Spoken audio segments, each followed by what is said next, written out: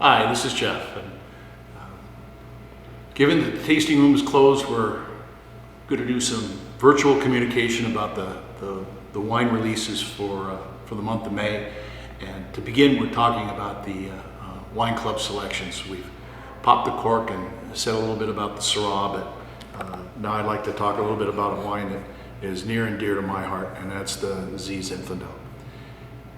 It's the closest thing we've had here to a marquee item. It's what we started with. It is the grapes I approached Jim Fox to buy back in 1995 when I launched the brand Jeff Runquist Wines. A lot of people ask, why a Z and not an R? And the reason is, when I first started, I was going to focus on nothing but Zinfandel, and particularly this vineyard. But when it became quite obvious that I was going to focus on making my own wine as a livelihood, and I had Sangiovese and Syrah and Barbera offered to me at just my second vintage, we had to make some changes, and we went to the R to transcend all of the different varieties. But we had already established and already released a Z Zinfandel, so we kept it. And that's why there's the Z on the label. We make 6 different Zinfandels. This is the first one we made.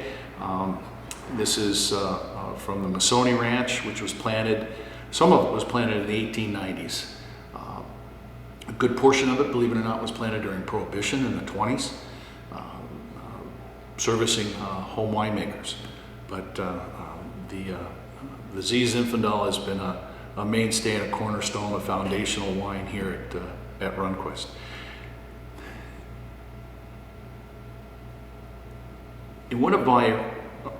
We've also been doing a question and answer series. One of the questions that's been asked is, what is the most difficult grape to work with? What's the most difficult wine to make? And it's Zinfandel.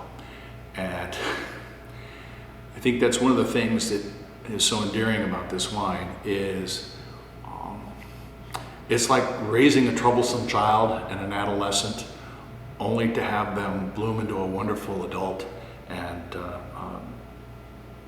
really make good on all your efforts. That's exactly the way I feel about the Z Zinfandel. It's a style of Zin that is what I want to do with Zinfandel. I first made wine from these grapes back in 1979 when I helped Carrie Gott as an intern at Montevina. And it was when in 95, 16 years later, I'm interested in making my own wine. We returned to those vineyards. The richness and the flavors that we can get from this particular ranch come without some of the things that I really are not interested in having in Zinfandel. It's a perspective I don't really like to take, but I'm going to take it with you anyway. I'm going to tell you what the wine is not, rather than what the wine is. A lot of the criticism of Amador County Zinfandel is it's too hot, it's too high in alcohol, it can be coarse and bitter and astringent. And those were all aspects that by the time I had been making wine for 16 years, I felt I knew how to handle. And so we brought these grapes in, we fermented them in small bins, we were very careful not to move the must while it still had the seed in it by a pump, where we could damage the seed and extract more tannin than we want in the wine.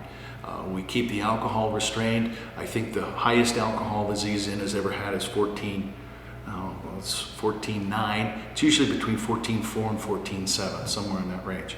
So we're trying to make a wine that delivers black raspberry, good, strong Zinfandel fruit, but doesn't step over the line. And what I say is the line is Zinfandel is prone to becoming overripe, and it can have some overripe characters. We do not want any raisiny, pruny, stewed fruit character in our wines, and I think we're able to achieve that with the Zinfandel, the Z Zinfandel. It's rich, it's full flavored, it's got a lot of Zinfandel fruit. It's also very enjoyable. I have a little story to tell you. A friend of mine related an incident at a Zinfandel tasting. It was a blind tasting. He tasted 8 wines, and they were unbagging the wines. They were revealing what they were, and people were talking about them. And one of the wines was Zinfandel from Ed Meats in Mendocino. And the fella taking it out of the brown paper sack says, "Wow, this is a dangerous Zinfandel. It's 16.2 alcohol." And my friend says,